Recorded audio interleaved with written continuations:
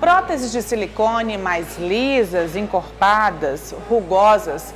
Qual será o material mais apropriado e mais seguro atualmente?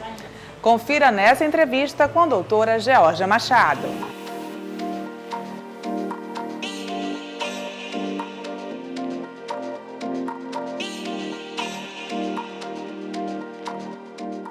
Nossa consultora para assuntos de beleza já está aqui comigo, doutora Georgia Machado, toda brilhosa, hoje é bonita, chique, elegante. Tudo bem, doutora? Tudo ótimo, mas você sabe porque eu tenho luz própria, né? Mas... É isso aí coloca uma roupa brilhante e pronto, é só luz. Doutora, eu tenho certeza absoluta que todos os dias chegam mulheres aqui no consultório querendo colocar silicone, verdade? Todos os minutos. Verdade verdadeira? É verdade verdadeira. Cresce muito, né? É a cirurgia mais realizada no mundo por cirurgiões plásticos. É a implantação de prótese de silicone. Quais são os medos ainda dessas mulheres? Elas têm receio com relação ao produto? Não. O que me preocupa é justamente isso. Elas não têm medo, né? Porque deveria ter. Deveria ter, porque é um corpo estranho, é algo que não faz parte do organismo e você está colocando. Então, quando você vai colocar um silicone, você precisa sim saber de tudo que pode acontecer. Que você pode ter uma reação contra esse corpo estranho, que você pode ter infecção e ter que tirar. As pessoas têm uma ideia muito romântica da colocação de prótese de silicone. E sempre pode haver alguma necessidade de uma reintervenção, de um refinamento, né? E as pessoas não contam com isso, como se fosse mágica, como se fosse obrigatoriedade de fim. E isso é muito difícil, Natália. Principalmente quando você vai levar em consideração que as mamas, elas não nascem simétricas, elas não são, nunca foram, nem nunca vão ser. Né? E sempre tem uma diferença sempre em todas as mulheres. Em todas as mulheres, da raça humana, é normal, certo? Você pode fazer um screen de, sei lá, quantas mil mulheres vão e haver diferença. E quando você bota o silicone, na verdade, você não tenta igualar essa diferença. Ela vai ficar mais evidenciada porque a gente está colocando volume. Na maioria das vezes, por exemplo, que é só implantação de prótese, você não faz nada além de colocar volume. Você pode colocar volumes diferentes para melhorar essa simetria? Pode, mas você tem que levar em consideração que tem diferença de diâmetro, diferença de projeção, né? E até de base. Às vezes a mama é menor, tem uma base maior, ou então uma base menor. E isso o silicone não consegue mimetizar. Às vezes é uma coisa mais estrutural, às vezes tem ausência de músculo, às vezes tem ausência até de costela, pasma, né? Tem uma patologia chamada síndrome de Poland, que a pessoa tem uma ausência, às vezes, de praticamente toda a parede de um lado.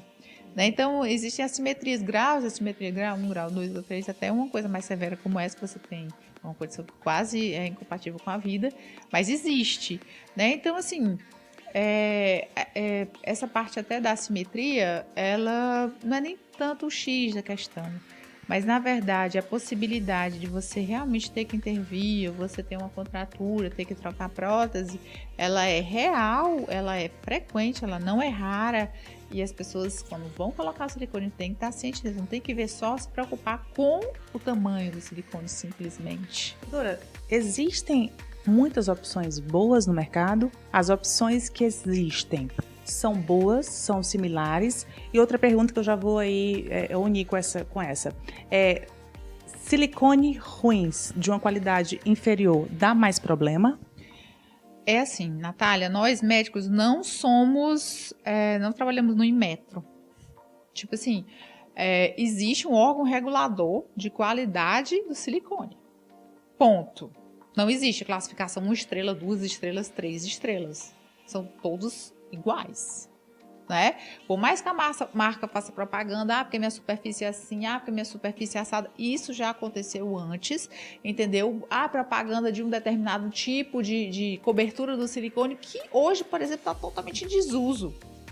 Então, não existe isso. Mas na prática, vocês notam a diferença?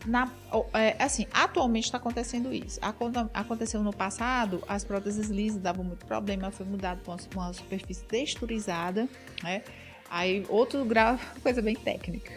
Mas, assim, mudou-se para outro tipo de cobertura, uma cobertura mais rugosa, aí bem mais, bem menos.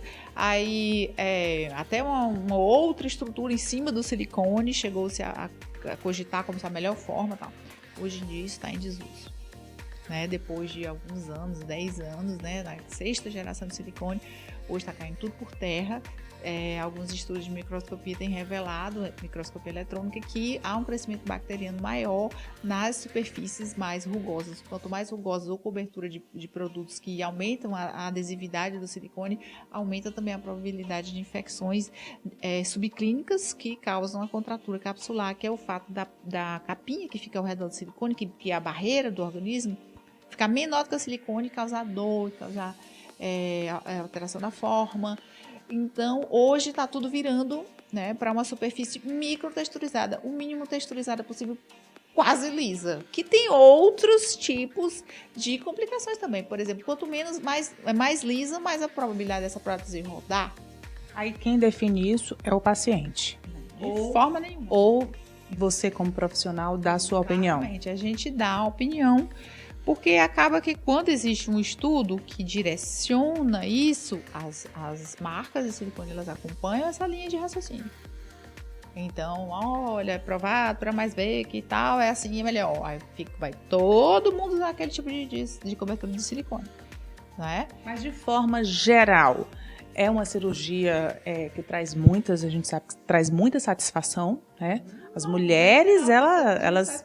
Mesmo as pacientes que têm problemas, ainda assim ficam satisfeitas. Ainda trocam, colocam novamente. Exatamente. É porque, assim, é difícil você imaginar uma mama, por exemplo, uma mama tuberosa, que você tinha me perguntado em off.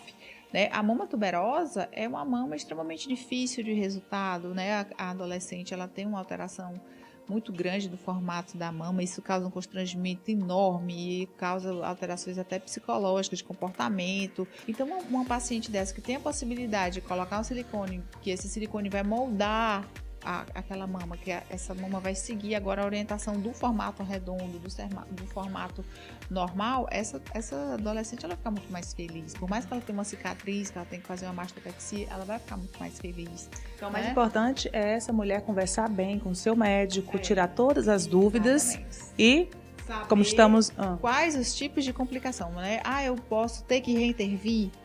Eu preciso depois ter que fazer um refinamento? Qual a probabilidade, principalmente aquelas mamas bem flácidas, qual a probabilidade de minha mama cair novamente? Eu vou ter que reoperar algum dia? Quanto tempo mais ou menos essa mama vai ficar nesse formato assim, lá, bem levantadinha? Qual as possibilidades de eu ter que fazer realmente o segundo tempo? Existe em qualquer procedimento cirúrgico, isso tem que ser conversado.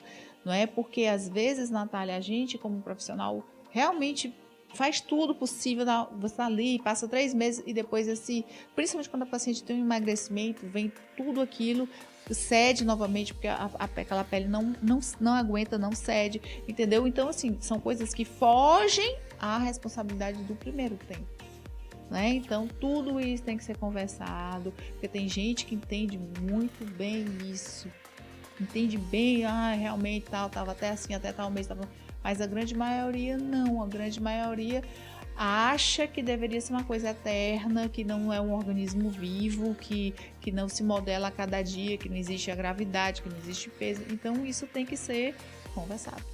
É isso aí. Muito obrigada, doutora. Beijo, tá linda. Obrigada. Beijo.